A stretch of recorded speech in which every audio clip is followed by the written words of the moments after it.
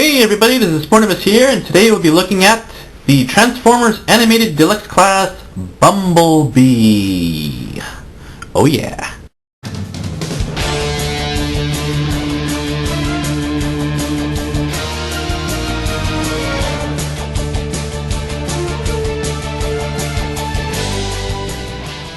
Here he is in his vehicle form out of the packaging. As you can see, he does come with two rocket thrusters that he used in the cartoon series at least twice so far. As you can see, he is a yellow hatchback with a white racing stripe along the top with a red siren. And he's got some pretty flashy wheels. And that's really about it for him.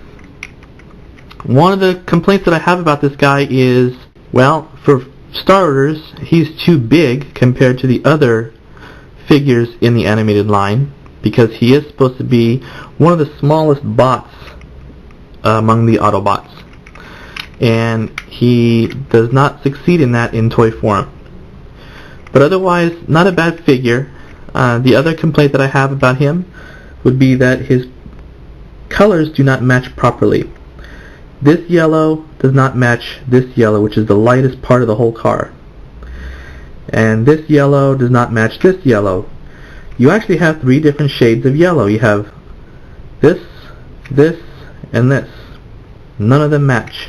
And it's particularly noticeable when you see this in person. I was hoping it wouldn't be too bad, but unfortunately it did not work out that way. In comparison, here is the Classics Bumblebee. And as you can see, the colors match almost perfectly, because this plastic is different from this plastic, because this is molded yellow, this is painted yellow on clear plastic, and it came out pretty good in terms of blending with the other parts of the body. It's not 100%, but it's pretty darn close. And here he is in comparison with him. They're about the same size in length. Animated Bumblebee is a little bit taller, and obviously a lot paler in yellow compared to the Classics line. Here he is with the Generation 1 Bumblebee. As you can see, Bumblebee has grown quite a bit over the years, and he's changed quite a bit as well. Yet he still remains to be the classic Bumblebee we all know and love. Here is the Activator's Bumblebee, which as you can see is quite a bit smaller than the Deluxe Class Animated Bumblebee. Here is the Deluxe Class Animated Jazz. And this is where you start to see a problem. He is much too large compared to the Animated Deluxe Jazz. Here is a comparison of Bumblebee with the animated Voyager class Bulkhead, and as you can see, Bulkhead looks even smaller compared to what he should be with animated Bumblebee in the cartoon series, simply because Deluxe class Bumblebee is just plain out of scale with the rest of the line. Last but not least, those thrusters do attach to the rear sides of the vehicle to give him that look that he had in the animated series.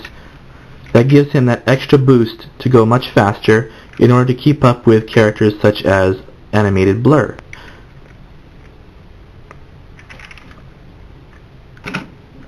Not a bad gimmick.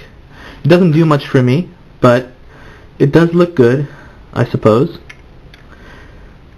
They look like little blimps attached to him rather than rockets, but in any case, not too bad. They do have their advantages though.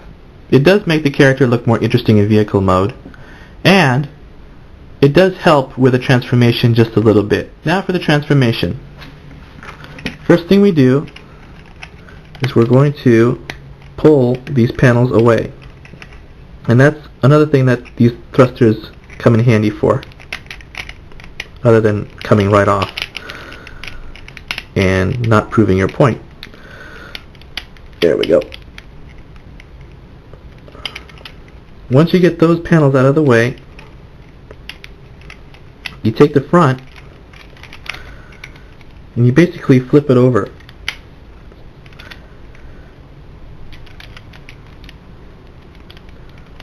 Like that. split these further apart, and as you can see, he's already starting to become a robot. Bring this up, take his waist, turn it 180 degrees, bring this down all the way. You take the back part here, and you're going to separate it from the seam there. You're also going to take the front portion and split them. This will allow you to form the feet, which basically rotate back and around.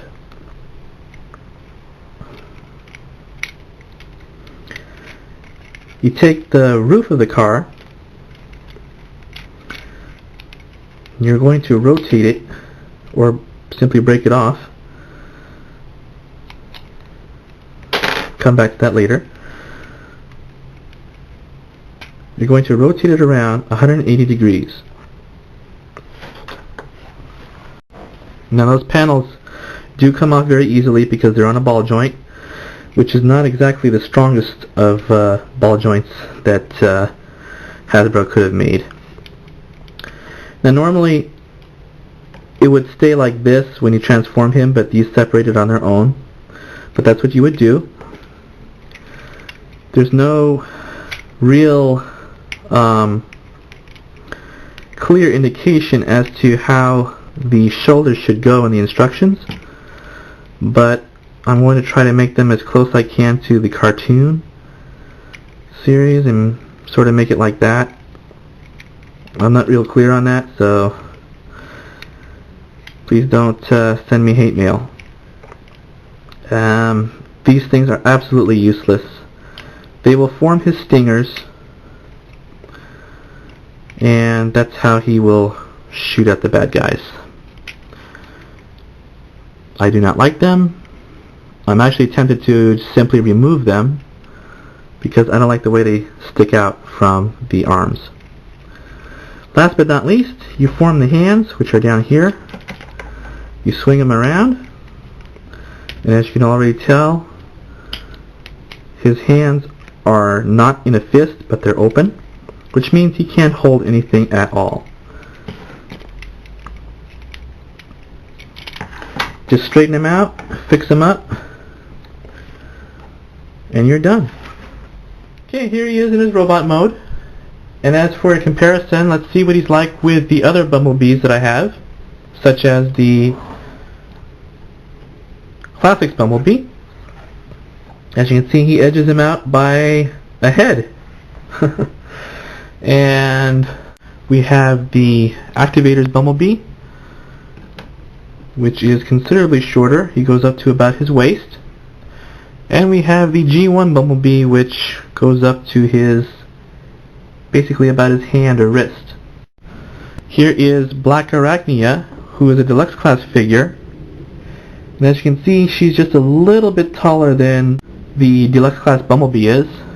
However, Bumblebee again should be smaller than that compared to Black Arachnia. Here is his partner, Bulkhead, who again is a Voyager class figure, and given also that he is one of the shortest Voyager class figures that I have ever seen, he should still be shorter than Bulkhead. For an average size Voyager class, here is the Voyager Optimus Prime, and Bumblebee really should not be coming up to almost his upper chest the way he is in his deluxe form. Another thing with Bumblebee that I don't really care for is he really doesn't look like much to me. He's kind of a mess. And they tried to copy the cartoon version in terms of his transformation, and because of that you have a fake chest, which does not really work on him that well for me, and you have a disproportionate body. And one of the obvious things other than his size is basically his head. Check his head out in comparison with Black Arachnia's. This guy has a very, very big head. His head is even bigger than Optimus Prime's. And Optimus Prime is a Voyager class figure. So you have a lot of disproportionate features with this figure that really does not appeal to me all that much. As a figure by himself, he really isn't all that bad. In terms of articulation, his head can swivel all the way around, although it's kind of odd when it does that. He can look straight ahead pretty much and pretty far up, so you can make him look like he's flying, since he does have rocket packs. He has pretty good light piping, so I'll give him that as well. Face isn't too bad. I'm not thrilled about the smirk, but whatever. His arms are kind of wonky. They do rotate, but they seem to like to get caught up in a lot of stuff. His elbows are decent. They go up, they go back, so that's not too bad. They don't twist, so they just go straight up and down. His arms really don't go out that much. That's about it. His waist, as part of his transformation, does go 360 degrees. But again, it kind of gets caught up on his kibble, so he can't really do that well. His legs do go forward pretty decently, so he can kick and he can move back. Bends at the knee. Rotates at the knee 360 degrees. His feet are freakishly large. I mean, what is the deal with bumblebees with humongous feet? I don't mind big feet, but it just doesn't work with this guy. He's just too much of a clown to me. But he is stable, so I guess that could be a good thing. I mean, you can get him into some pretty good poses, although his ball joints are kind of weak. So if you try to get him into something decent, especially if it's extreme, he will eventually do that. So, not a bad figure, but certainly not one of the best. I've seen better bumblebees out there, such as the classics, and even the Activator's bumblebee is, in my book, better because he's more proportionate with the other figures. His articulation, even though it's there, it's not entirely useful. And these frickin' blue things are just ridiculous. So, in terms of vehicle mode score, I give him, he's not that bad. I give it an 8. He could really use some better paint applications, especially with matching the yellows and getting that grill painted. You should really paint that grill. Nothing that can't be fixed though if you're good with paint and a brush and things like that, but it should still come from the factory like that. And the rockets are kind of cool. Transformation, it's pretty clever. I'll give it that. As transformation itself, it is a pretty clever transformation, although a bit fickle with these back panels though, so it's kind of a thing to look out for. He gets, no, I give him 8.5. Not bad. Robot mode, he suffers the most to me. He gets a 7 out of 10, and that's really being generous. I'm not really, he's not bad again. It's just not, he's not wow to me. He's okay. So, he's got some cool things going for him, such as the back thrusters, and that's kind of fun. In terms of kids playing with him, they might enjoy that a whole lot. So from a kid's point of view, that might be a good thing. And again, he is Bumblebee, and he is a beloved character, so he does have redeeming qualities, but again, he's not the greatest in the world in terms of action figures. So with that said, thanks for watching, and have a great day.